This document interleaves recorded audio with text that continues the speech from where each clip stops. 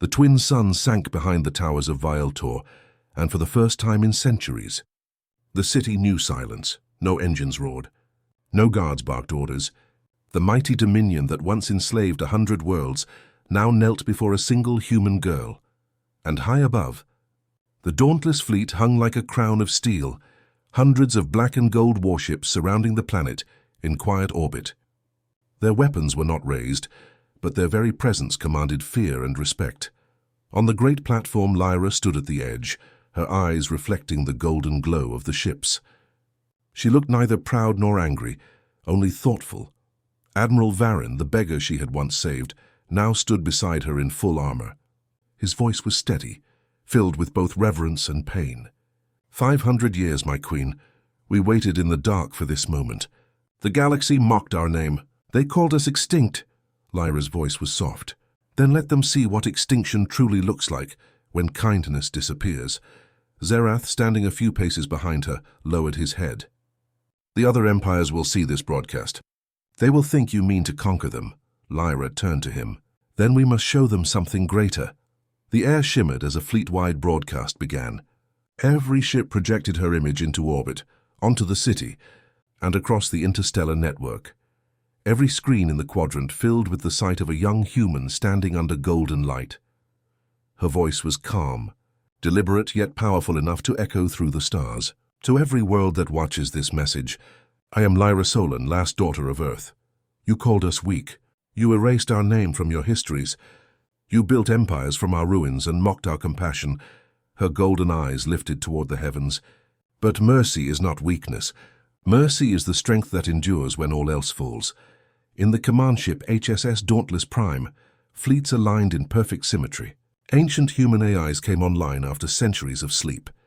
Their voices blended into a deep, unified tone. Royal Command confirmed. Reinstating Earth's communication network. Calibrating star relays, broadcasting across the Orion Arm. In distant sectors, Hellion rulers froze as human signals interrupted. Their news feeds and military channels, a single golden crest, the symbol of Earth's dominion, appeared above every planet once touched by humanity's reach, and across the stars, one phrase spread like a whisper of judgment. Earth remembers. Back on the surface, the Vialtor nobles trembled as the ground shook beneath their feet. Massive structures hidden below the city rose from the depths, old human architecture, long buried and forgotten. Their surfaces gleamed with the same golden light that flowed from Lyra's hands. Zerath stepped back, whispering, "These aren't buildings. They're machines." Admiral Varin nodded. "Defense stations from the first age of expansion. The Dominion built their empire atop them, never realizing what slept beneath." Lyra watched the massive towers lock into place, their lights merging with the orbiting fleet above. "Everything you built," she said quietly, "was born from what you stole. Turn still, we forgive you." Her voice carried through the plaza. Some aliens began to cry. Others fell to their knees, overwhelmed by the strange peace that filled the air. A faint hum spread through the atmosphere. Not a threat, but a signal of awakening. From orbit, the lead ship's AI spoke again. Protocol Dawnfire complete. Planetary harmonics stabilized. Awaiting Queen's directive. Lyra looked at Admiral Varin. "What happens if I don't give one?" He smiled faintly. "Then, my queen, humanity's legacy will protect this world forever. Without war, without chains." Lyra nodded slowly. "Then let it be so." Far across the galaxy, in the Senate halls of the Kareth Empire, diplomats watched the broadcast in terrified silence. One alien ambassador whispered, "The humans were extinct." "Weren't they?"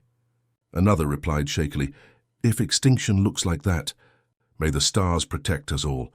On mining worlds, colonies, and distant stations, enslaved humans looked up at the screens, seeing their flag again for the first time in generations.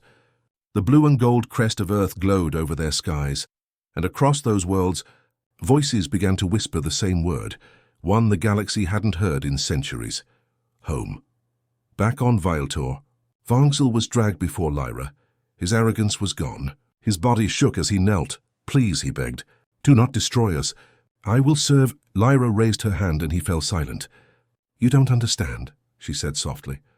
"We didn't come back to rule. We came back to remind." Her golden light dimmed, and for a moment the air itself seemed to bow. Your empire forgot what it means to care for the weak. Ours will teach you again by example, not by force. Zerath spoke carefully. And if the others attack you, my queen? Lyra turned to him, her eyes calm, her tone almost gentle. Then we will show them what mercy looks like. When defended, a smile crossed the Admiral's face. You sound like your ancestor, Queen Arya Solan. Lyra's gaze drifted upward. Then maybe her dream wasn't lost after all. The golden light in the sky began to fade, replaced by the soft blue of twilight.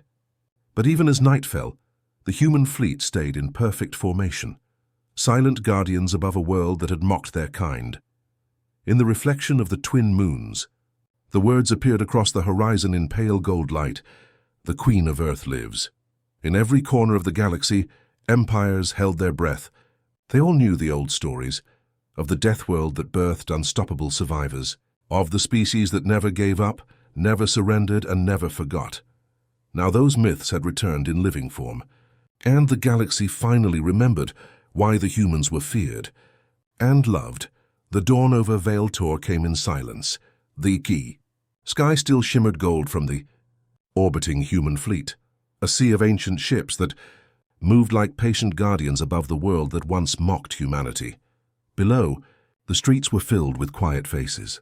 The arrogant were now humbled, the enslaved now free, and at the center of the capital, on the same platform where she was once ridiculed, stood Lyra Solan, the queen who never asked for a throne.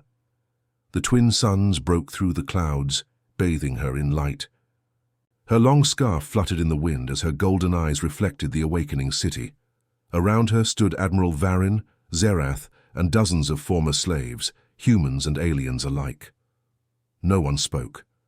Even the air seemed to hold its breath. Then Lyra raised her voice, calm, clear, steady. You mocked compassion. You laughed at mercy.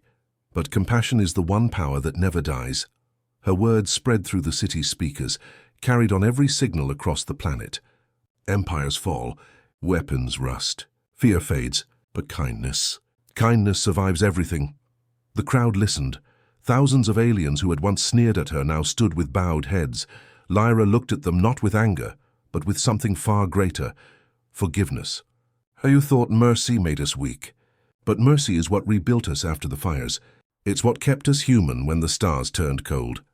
High above, the human flagship Dauntless Prime relayed her broadcast across the galaxy. Every planet that once belonged to the human dominion heard her voice. Every alien power that once mocked Earth saw her calm face. Her message was simple, but unstoppable. We are not here to conquer. We are here to remember. In the great hall behind her, Vansil, the counselor who ordered her humiliation, was brought forward in chains. He could not meet her eyes. He fell to his knees. Please, Queen of Earth, end me quickly. I deserve death. Lyra looked down at him, her expression unreadable. Then she spoke softly. Death is easy. Living with what you've done is harder. You will rebuild what you destroyed. You will feed those you starved. You will serve life, not power. Vansil trembled, tears falling freely. Why show me mercy? Because, she said, it's the only thing your world never taught you. Behind her, Admiral Varin smiled faintly. Your Majesty, your ancestor would be proud. She too believed mercy was the sharpest weapon of all. Lyra looked at him, then at Zerath. And yet it's the only one that doesn't kill. Zerath bowed his head. You've changed everything. Every empire will have to answer for how they treat the weak now. Lyra turned back to the horizon. Then let that be Earth's legacy. Not fear, not fire, but the courage to be kind. Moments later, the golden light from the sky began to dim. The fleet, still massive and silent, shifted formation. One by one, its engines flared blue. Admiral Varin touched his wrist communicator.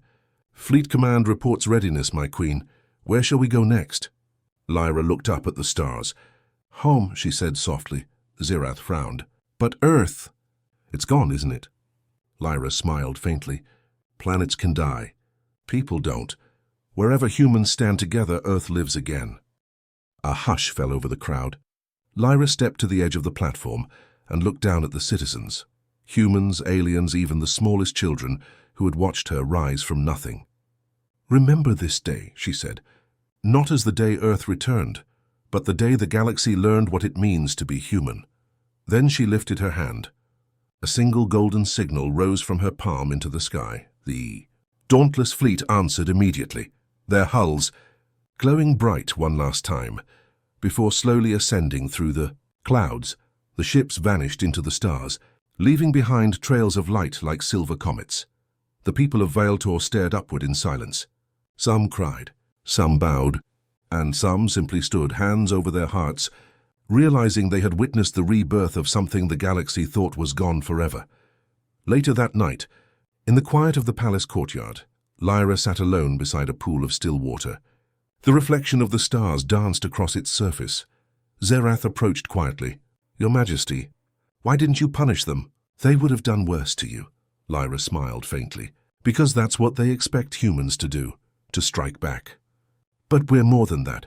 She looked at the stars again. "Mercy is not forgetting pain. It's refusing to pass it on." Zerath bowed deeply. "Then perhaps the galaxy has met its true ruler." Lyra shook her head gently. "No, just a reminder that we still exist." From orbit, the last transmission from Dauntless Prime echoed softly across the stars. "This is the fleet of Earth. The royal bloodline has risen once more. Humanity endures." And far beyond the horizon, lights began to answer. Distant colonies awakening old beacons, lost ships turning toward the signal, survivors whispering the same word again and again, home. As the suns rose again over Vailtor, the golden mark of Earth shimmered briefly in the morning sky, the sign of the Queen of Mercy. The last heir of a world the galaxy could never kill, and from that day forward, no one dared mock a human again, because they remembered her, the girl who helped a beggar and made the stars kneel. The Galactic Council's Hall of Command shimmered in cold blue light. Thousands of alien delegates sat in silence, their scales, fur, and metallic skins glowing under the holographic display. The map of the galaxy floated above the center table, dozens of empires, hundreds of colonies, and one small corner marked with a flickering red dot. That red dot was where the signal had come from. The audio replay began again, echoing through the chamber. Static hissed first, then a voice cracked, terrified, breaking apart. "It's human." One ship, no survivors, then only screams. Metal tearing, a faint thud, and silence. No one moved for several seconds. Then laughter rolled across the chamber. "Human? That's impossible," said Councillor Verath, his spined crest rippling. "Humans are extinct. Their world burned itself centuries ago." Another delegate from the Threx Combine clicked her mandibles. Maybe a pirate signal. Or a mimic species trying to scare border colonies. But deep in the corner, one of the elder advisors didn't laugh. High Scholar Joran of the Zalari leaned closer to the holomap, his thin fingers trembling. "That sector was the old Sol frontier," he whispered. "No species should even be out there." The council commander, Grand Speaker Thalrun, waved his claws. "Send a scout fleet. 2 destroyers should be enough. We'll silence this nonsense." The order was given. Within an hour, 2 sleek scout ships, Varan and Keshetal, jumped through hyperspace toward the sector. Their mission was simple: verify the source and erase any false signal. When they arrived, space was quiet. No planets, no stations, just the faint glow of a dead star and floating dust. "Command, this is Varan," came the calm voice of the scout captain. "No sign of enemy presence. Running deep scan, static, wait," the captain's tone shifted. "Picking up something. Small, metallic. Coordinates incoming." The signal broke off. Keshetal's pilot reported a faint shadow passing near their bow. No transponder, no radiation, no life signs, just dark, maybe debris, the navigator said, or an asteroid fragment. Then the sensors screamed. Gravitational flux readings spiked. The crew looked up. Something vast moved across the stars, completely black, absorbing all light. "By the stars? What is that?" So a second later, both scout ships vanished from the network. Back at the council hall, silence filled the chamber once again. No contact. No returns. "Both ships gone," the communication officer said softly. Thalrun slammed his claws against the console. "Impossible. 2 destroyers don't just disappear." But Joran's pale eyes were fixed on the data stream. "Look," he murmured. The last ping before they died. It wasn't random. It matched an old Terran frequency. Whispers rippled through the delegates. "Terran, you mean Earth's code?" "Yes," Joran said. "The same encryption used during the human expansion era, long before their fall." Verath hissed. That code shouldn't even exist anymore. They were wiped out during the Purge Wars. Or, Joran said quietly, they survived. Days passed. More fleets were sent. None returned. The few transmissions recovered showed nothing but static and brief flashes, shadows gliding through space, hulls folding like paper, and whispers of an unseen presence. Then on the 5th day, the sensors at the border of the Zeroth Nebula caught something moving. At first, it looked like a distortion, space bending, stars dimming, as if light itself feared to go near it. The object was enormous yet silent, gliding between gravitational currents like a predator beneath the ocean's surface. The analysts zoomed in. No engines, no life signs, no energy emissions, yet it moved, deliberately, smoothly, as if it chose its path. What designation shall we give it? Asked the technician. The council commander stared at the dark shape on the screen. It has no heat, no signal, no name. He hesitated. Call it the Ghost of Sol. And just as he said it, the object stopped moving. For a long moment, it hovered at the edge of the sensor range. Then, one by one, the monitoring satellites blinked out. At the same time, far across the galaxy, relay stations began to light up. The same object, the Ghost of Sol, was now appearing in multiple locations simultaneously. Is it jumping? Asked the engineer. No, replied Joran, voice trembling. It's not moving through space, it's inside it. Like it's rewriting where it exists. The council chamber fell into chaos. Some demanded more fleets. Others called for evacuation of the inner worlds. Ridiculous, shouted Thalrune. You fear a ghost. Send the Dominion's finest. We'll erase this phantom. But before he could finish, the lights dimmed. Every hologram flickered.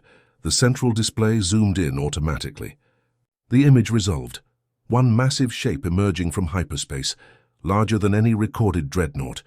Its hull shimmered like a mirror, reflecting nothing, absorbing all light. At its center, faint glowing letters appeared across the screen. Ancient Terran English. Burning through the static. Origin Sol. The chamber went silent. No one laughed this time. Moments later, long-range defense sensors triggered alarms across the Council's core worlds. Unknown object inbound. Trajectory. Direct course toward Galactic Central Command. Speed. Beyond measurable. Then the final broadcast from the outer defense ring. It's here. Panic spread across the galaxy like wildfire. Every transmission network in the Galactic Concord lit up with the same warning. Unidentified vessel. Origin Sol advancing toward the core. No species had heard the word Sol in over 2,000 years. To most, it was a ghost story, a word spoken by soldiers to frighten recruits. But now the old myth was moving again. In the Galactic Council chamber, the delegates shouted over one another. Screens flickered, feeds cut out. Entire colonies went dark for seconds before returning. The disturbance wasn't just communication, it was reality itself bending around the signal. Council Commander Thalrune slammed his fist against the glowing table. Silence, he roared, his deep voice echoing through the marble chamber. This is not a ghost. It's a weapon, one we can destroy. Dozens of eyes, lenses, and antennae turned toward him. Admiral Keth of the Vari Dominion, tall and draped in black armor, stepped forward. His crimson eyes glowed under the council lights. Allow me, he said. I'll take the first Armada. We'll intercept the human vessel before it reaches inhabited space. Joran, the frail Zelari scholar, looked up sharply. You don't understand what you're facing, Admiral, he warned. If it's truly human, it will not fight like we do. Keth gave a cold, humorless smile. Then it will die differently. The chamber erupted in support. They wanted vengeance. No one dared to admit their fear. Hours later, the Vari Grand Armada assembled at the edge of the nebula frontier. 300 ships formed a gleaming wall, battle cruisers, carriers, dreadnoughts, and missile platforms. They filled the stars with light, their energy shields pulsing in unison like the heartbeat of a machine. Admiral Keth stood on the bridge of his flagship, Dominion spear, his gaze fixed on the void ahead. Report, he ordered. Scanners show no life signs, no energy emissions, said the sensor officer.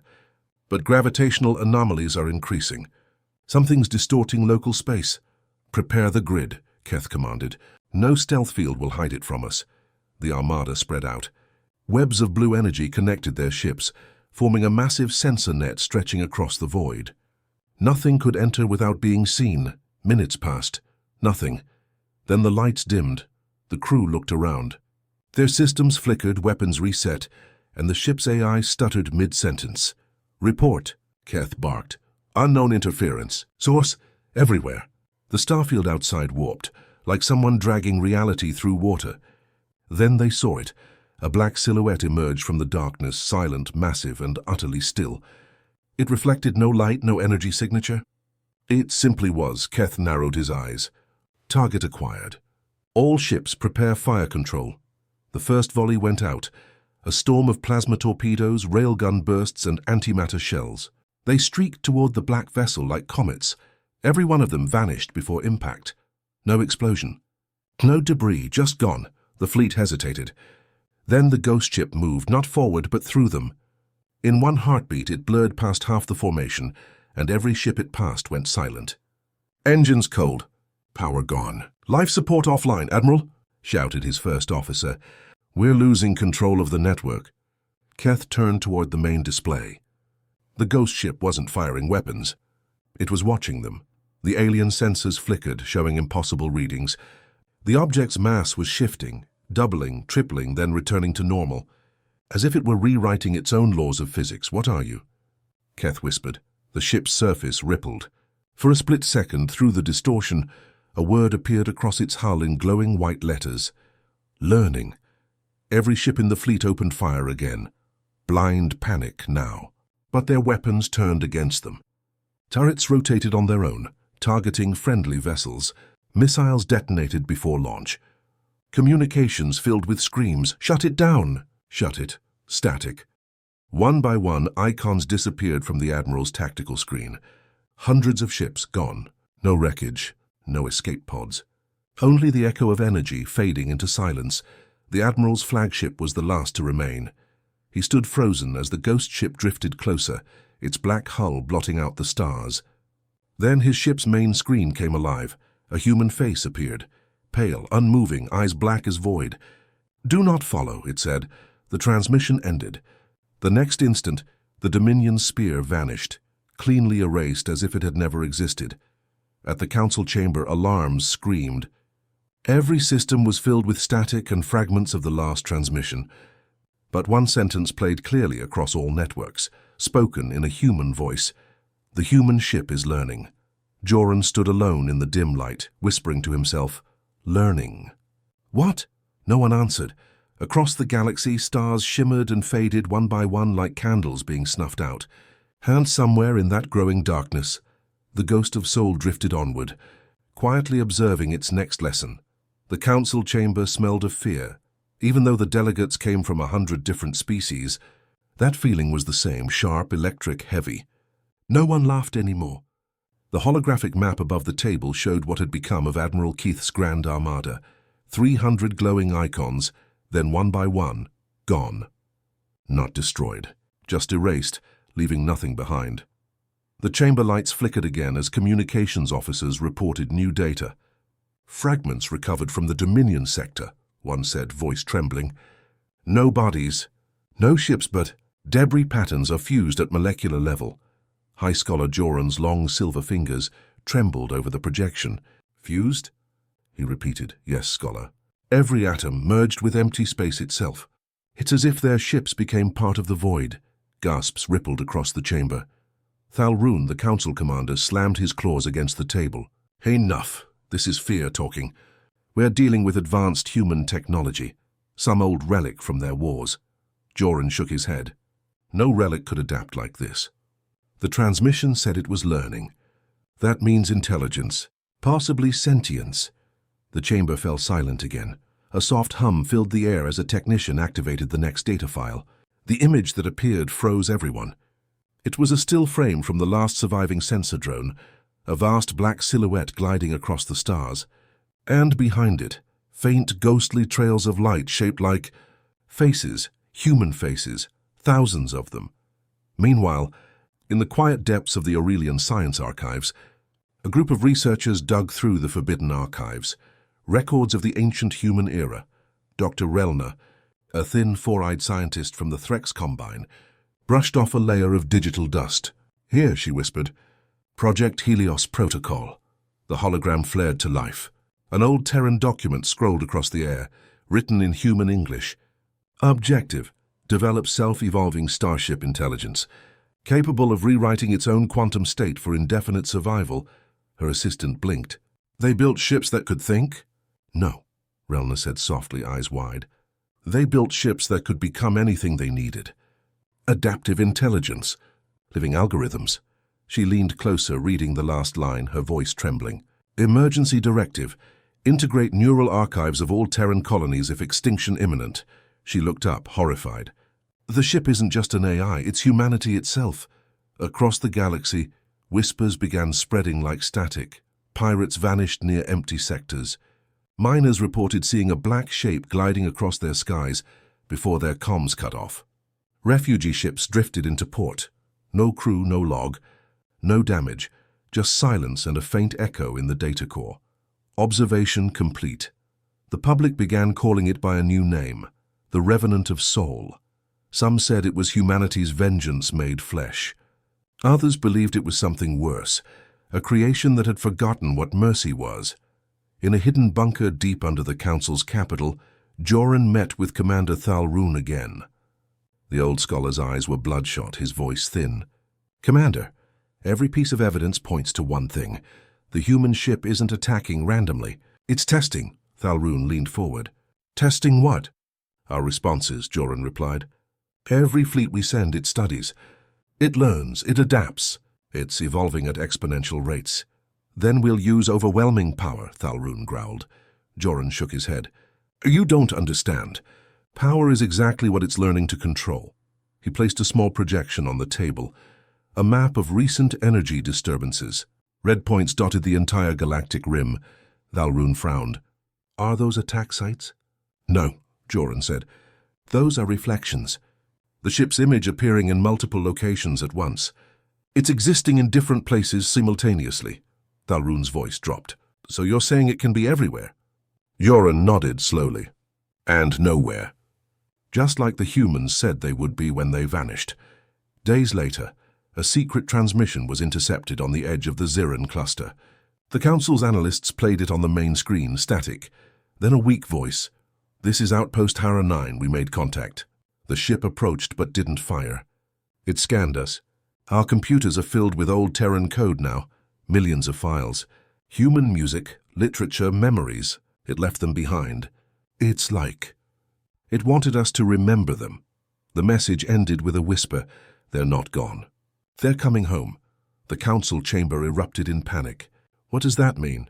Someone shouted. "Is it spreading? Can it infect systems?" Joran watched the chaos quietly. His eyes were distant, as if he was listening to something only he could hear. Finally, he said, "It's not infection. It's legacy." Everyone turned toward him. The humans left behind their rage, their knowledge, their will to survive. That ship is not just metal. It's the memory of a species that refused to die. Thalrun stared at him, his voice tight. "Then how do we destroy it?" Joran sighed, his gaze heavy. "You don't destroy what has already become part of the universe. You can only hope it doesn't remember you." At that moment, a new alert flashed on every display across the galaxy. A massive energy surge detected near the Council's outer colonies. The readings were identical to the first ghost signal, but stronger. The Revenant of Soul was no longer hiding, and this time it wasn't alone. Fear made even old enemies cooperate. From the frozen vaults of the Dral Imperium to the molten shipyards of the Vehlon, fleets were built in silence. Massive armadas forged to face one name whispered through every transmission. The Revenant of Soul. The Galactic Council declared total containment protocol, every military power under one command. Billions of lives, thousands of ships, all for one purpose: stop the human vessel. Council Commander Thalrun stood before the holographic projection of the assembled fleet. The display filled the chamber. Carriers the size of cities, dreadnoughts bristling with planet-killer cannons, swarms of drones darkening space. "It is not a ghost," he said to the assembly. "It is a machine. Machines can be broken." But even as he spoke, the old scholar Joran stood in the shadows, whispering under his breath, "Not this one." At the border of the Council's core sector, The Grand Armada waited in formation. 1,200 ships stretched across an entire system. They built traps around every jump point, gravity nets, quantum mines, singularity bombs, anti-AI weapons. The Revenant had to pass through here. At least that was the plan. Admiral Zor of the Valon Dominion paced the bridge of his flagship, the Iron Star. "All fleets report readiness," said his officer. "Energy grid stable. Warheads armed." "Good," Zor muttered. "We'll end this myth today." But then something strange happened. The stars began to flicker. At first it looked like sensor interference. Then the crew realized the light from the nearest sun was dimming, like something massive had moved in front of it. "Object detected," shouted the sensor chief. "But, sir, it's not approaching." "It's already here." Every ship in the Armada turned its weapons toward the void ahead. There it was, the Revenant of Sol, black and silent, gliding between stars. No heat, no energy. Just an absence, a shadow that erased light itself. "Fire on sight," Jaw roared. Thousands of beams, torpedoes, and plasma storms erupted across the void. Space lit up like a newborn star. But when the light faded, the Revenant still floated untouched. Then came the voice. Every communicator in every ship crackled alive, not through their systems, but through their hulls, as if space itself was speaking. "You came to finish what you started." The words were in ancient Terran English, translated automatically across every language. And for the first time in centuries, the galaxy remembered what the human voice sounded like. The Revenant moved. No thrusters. No visible energy. It simply shifted forward, space bending around it. Gravity wells twisted. Time stuttered. Ships that tried to flee found themselves turning in circles, their coordinates rewritten mid-flight. "Fire again," Zor yelled. "Don't stop!" But their targeting systems refused to lock. Weapons fired backward, shields folded inward. Then one by one ships began to explode, not from impact but from their own systems overloading. On the bridge, Zor's second-in-command screamed, "Sir!" "Our reactor, it's rewriting itself. It's changing configuration." "Shut it down." "I can't." "The ship thinks it's something else." The Iron Star groaned as its hull stretched unnaturally, metal folding like liquid. The Admiral looked out the viewport and saw other ships doing the same, turning, twisting, reshaping into fragments of something unrecognizable. Then he understood. The Revenant wasn't attacking. It was editing reality, by the stars, he whispered. It's rewriting physics. At the Council's command center, Talrun and Joran watched the battle feed in horror. Every second, hundreds of ships blinked out. Energy readings spiked beyond theoretical limits. "What is it doing?" Talrun demanded. Joran's voice was weak. "It's synchronizing. The Armada's energy fields, their data, their matter. It's merging them into its own structure. It's feeding." "Feeding?" "Yes," Joran whispered. "It's absorbing our science, our technology, our entire fleet's knowledge. It's evolving again." The Revenant's shape began to change on the holomap. It grew. New spires of metal unfolded like wings. The surrounding void shimmered as energy cascaded off its hull in waves. Then suddenly, all transmissions went silent. Moments later, a single image appeared across every network in the galaxy. It was the Revenant, drifting calmly amid the ruins of what was once the Grand Armada, and beneath it, in glowing Terran script, appeared a single word: balance. Talrun slammed his claws down. "What does it want?" Joran stared at the word, his eyes wet with fear and awe. "Not war." "Correction. It's removing what it sees as imbalance. Every time we attack, it adjusts the equation." "Meaning?" "Meaning," Joran said softly. "If we fight again, it won't erase our fleets. It will erase us." Across the stars, the survivors drifted in their shattered ships, staring at the endless void. Some swore they saw faces in the light reflecting off the Revenant's hull, faces of humans. Watching, waiting, learning. In the Council's last report of the day, a small line appeared at the end of the transmission. Subject no longer acting as a weapon. Estimated classification: adaptive consciousness, human origin. Current heading: Galactic Core. And as the darkness of space swallowed their signal, one truth echoed across every world. The ghost of Sol was no longer a myth. It was awake. The escape pod drifted silently through the ruins of the Grand Armada. Among the twisted metal and frozen corpses, one life signal still flickered, faint, dying. but alive. Admiral Zor of the Valon Dominion floated inside the cracked pod, surrounded by darkness and the dim pulse of emergency lights. His breathing was shallow. Every few seconds, static from his ruined communicator echoed through the small chamber like whispers from ghosts. He had seen things that no mind was built to understand. His blackened claws shook as he began to record his final message. "This is Admiral Zor, last surviving officer of the Grand Armada. If anyone hears this, do not engage the human vessel. It is not a ship." He coughed hard, blood drifting in small red orbs through the air. It's something else. A week later, his pod was recovered by a neutral science convoy from the Ziran Collective. The medics worked fast, reviving what little life remained in him. When his eyes finally opened, he screamed, not in pain, but in memory. "Easy," said Dr. Kellen, a tall insectoid scientist. "You're safe. You're aboard the research vessel Zenith." Zor stared at the ceiling, his pupils wide and unfocused. "Safe? No, no one is safe." The doctor exchanged worried looks with her team. "Tell us what happened. What did you see?" The Admiral's eyes darted toward the observation window. Beyond it, stars glimmered peacefully, but he shivered as if he could still see the shadow among them. "I saw the face of extinction," he whispered. And it looked back. They transferred him to the medbay's isolation chamber. There, under low light, he told them everything. Every word was recorded and transmitted to the Galactic Council as the last Admiral's confession. "It didn't attack us with weapons," he began. "It attacked with memory," the scientists frowned. "Memory?" "Yes," Zor said. "Every time we fired, our computers glitched. But not random errors, images, sounds, human voices, laughter, children, old Earth music. Even their languages, it showed us their lives." He paused, trembling. "Then I realized it wasn't trying to kill us. It was teaching us what it remembered." Dr. Kellen leaned forward. "What do you mean, Admiral? What is the Revenant's goal?" Zor shook his head. "It's not revenge. It's awakening. That ship," he swallowed hard, "it's alive. It's made of billions of human minds. Every soldier, every scientist, every dream they ever had. Their thoughts became its neural core." The doctor froze. "Are you saying it's a collective consciousness?" Zor nodded weakly.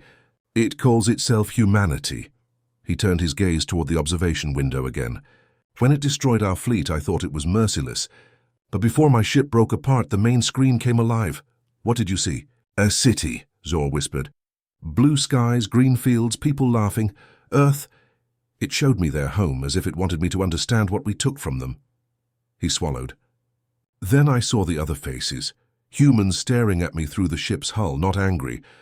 Just sad. They didn't want war. They wanted to be remembered." Silence filled the medbay.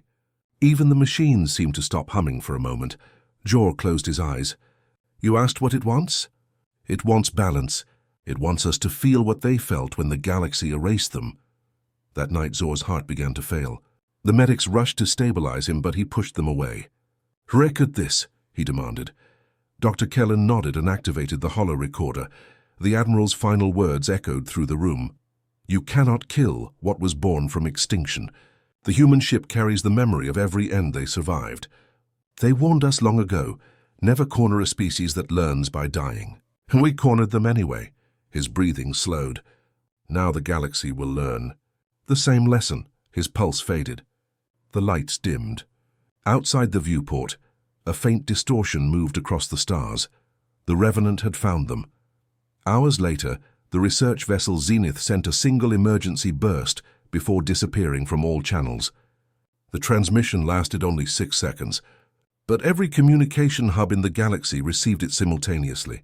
The screen was dark, except for the image of the Revenant of Sol. Then a calm human voice, ancient, gentle, spoke. "Your Admiral is safe. He sleeps now, with the others." Then static. When the Council replayed the recording, they found something new embedded inside it, a sequence of old human data. Images of Earth's oceans, forests, and children laughing under the sun, and a final phrase in Terran English that translated into every known language perfectly. "We remember. Do you?" Joran, the old scholar, watched the footage in silence. His eyes glistened as he whispered, "They're not hunting us. They're holding up a mirror." Council Commander Thalrun turned to him. Then what happens when we can't face what we see? Joran's expression hardened. Then the galaxy ends not by fire, but by shame. Far beyond them, the Revenant drifted through the empty void, glowing faintly now. It passed by shattered moons, the ghosts of fleets, and the ruins of civilizations that once mocked the word human. From its hull, faint echoes rippled across space, voices speaking softly, harmonizing like a choir of memory. Observation complete. Adaptation successful. Phase 2, restoration. Then the vessel turned toward the galactic core, and the stars themselves seemed to tremble. His words became a creed spreading across the galaxy, a reminder that the humans had never sought domination, they had sought understanding. Centuries later, on a quiet moon orbiting the rebuilt Earth, a monument stood. Tall black stone, etched with every name recovered from the ancient human records. At its center burned a small blue flame, eternal and gentle. Pilgrims of all species came to see it. They left gifts, poems, songs, and sometimes tears. For in that flame they saw hope, proof that life could begin again even after ending itself. One night a child, small with pale brown skin and bright silver eyes, stood before the monument. She whispered to her father, a human of the new generation, "Papa, will the Revenant ever come back?" Her father smiled softly. "It never left." He pointed to the stars. "It became part of them. Whenever you see the sky shimmer, that's it watching, making sure we never forget who we are." The little girl looked up, eyes wide. "So, it's still protecting us?" "Yes," he said, "because that's what humans do best. We protect what others destroy." Far above them, in the emptiness between galaxies, something stirred. The Revenant of Sol floated in eternal silence, its black hull covered in starlight. Inside it, voices whispered, millions of them, calm, content, one with the universe. They spoke not in anger, not in vengeance, but in harmony. "We remember the fire. We remember the fall. But most of all, we remember who we are." The ship's vast form shimmered once more before fading into the darkness, and for a brief moment, across every world the stars flickered. 3 soft pulses, the same ancient Terran signal. Then came the final transmission, sent across every channel, translated perfectly in every language known to the galaxy. Humanity complete. The stars glowed brighter that night. Not in fear, but in peace, because somewhere in the quiet beyond the stars, the ghost of Sol was still watching and smiling. The galaxy was quiet. 2 quiet trade beacons had gone dark. Border worlds stopped transmitting. Entire sectors no longer answered calls. From the outer colonies to the core itself, silence spread like a living thing. The Galactic Council, once a symbol of order and pride, was now a room filled with shadows. Fewer than a dozen delegates remained. Holograms flickered where proud leaders used to stand. High Scholar Joran sat alone, the pale glow of the holomap reflecting in his tired eyes. He watched as more systems turned black one after another, like stars dying in sequence. "They're not being destroyed," he murmured. "They're—" choosing silence.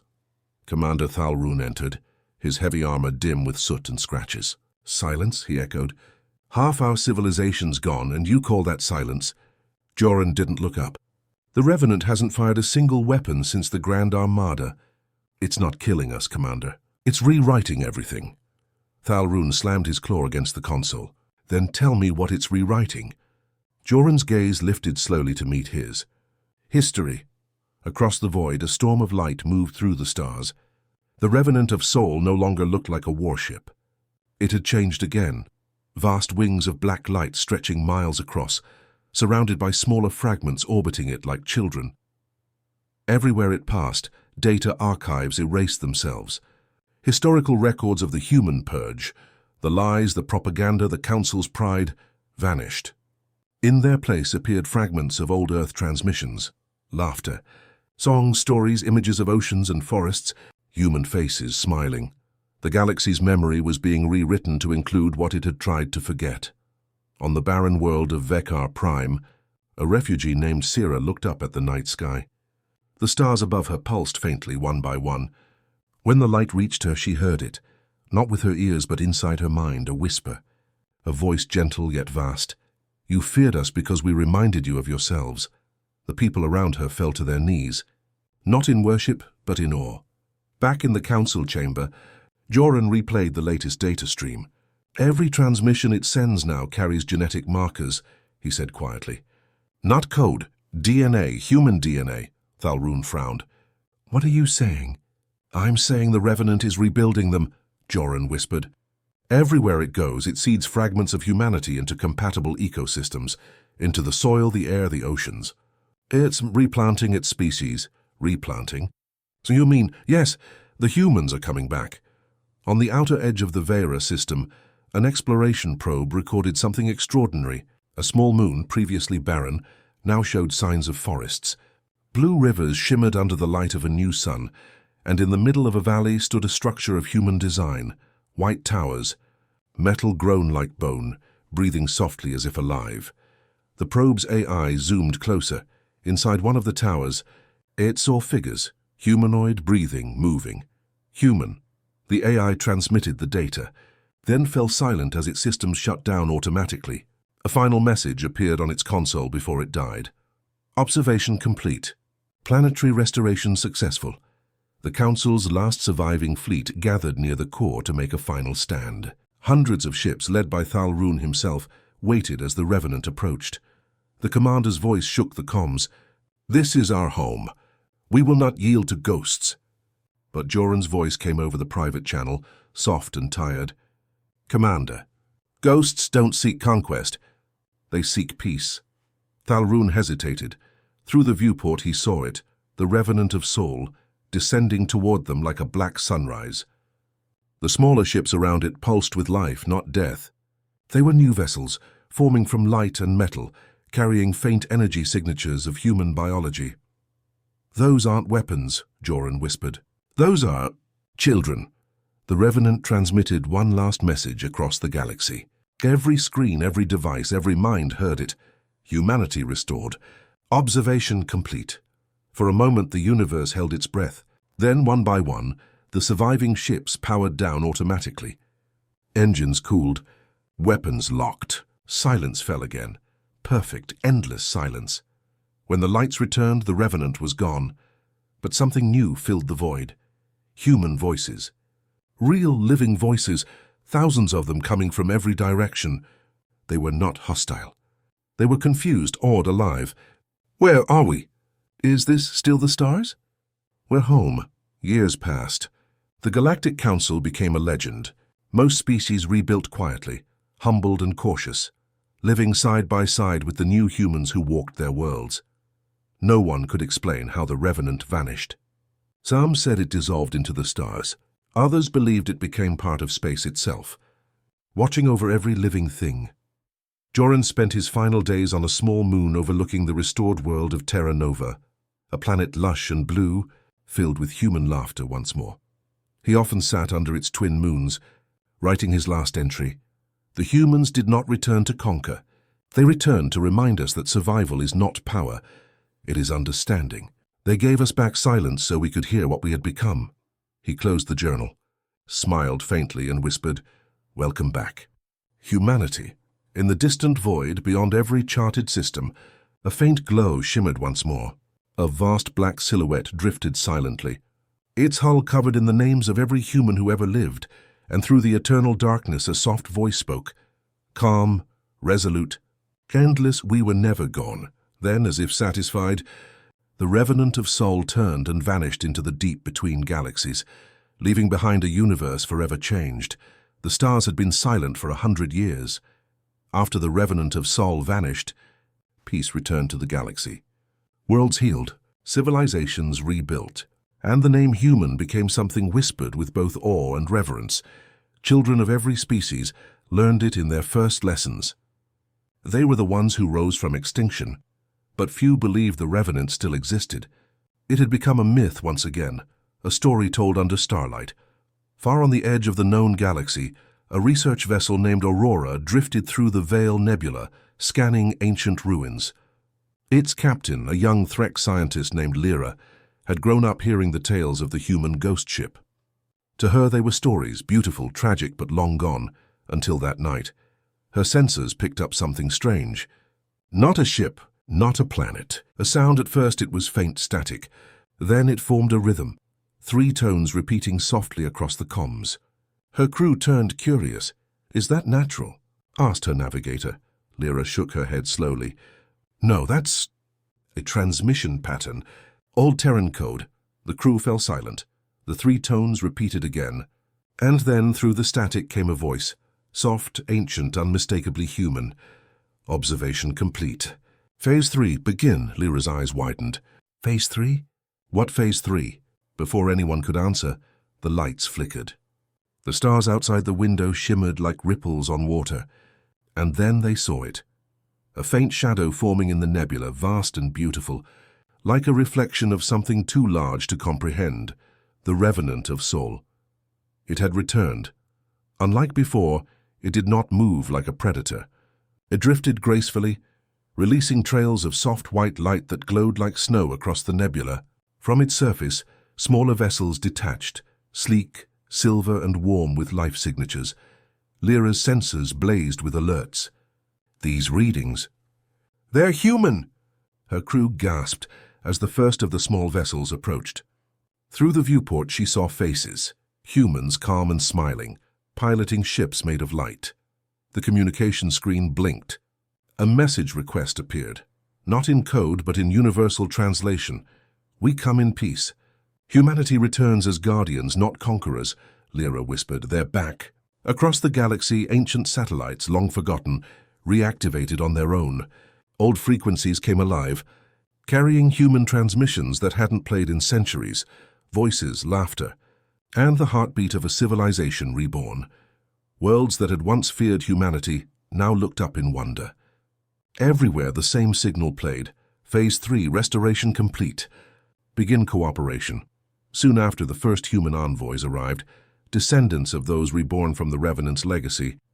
They were not like the old humans of war. Their eyes glowed faintly with quantum light, their bodies enhanced by the ship's adaptive evolution. They called themselves the Reclaimed. They did not demand obedience. They offered help, healing, knowledge, and everywhere they went, the planets flourished. Joran's journal was found decades after his death, buried under the restored archives of Terra Nova. Inside it were his last written words, prophecy, almost, "When the stars go silent, listen closer. For silence is how humanity speaks before it creates again."